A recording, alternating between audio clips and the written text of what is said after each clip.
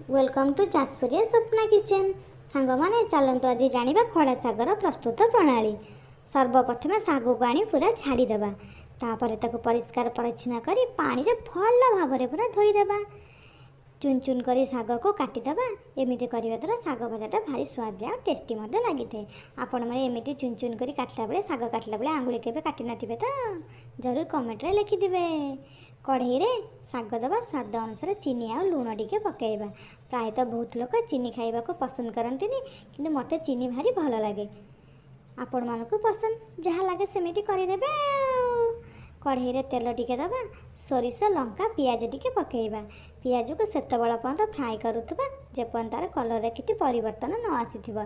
एबे देखंतु पियाज रे कलर टिके हल्का ब्राउन हो जाइछि। सिझेइथिबा साग को आमे पकेइदेबा। किछि समय एपट सेपट कला परे एबे हमर बनिके प्रस्तुत हो गला साग भजा।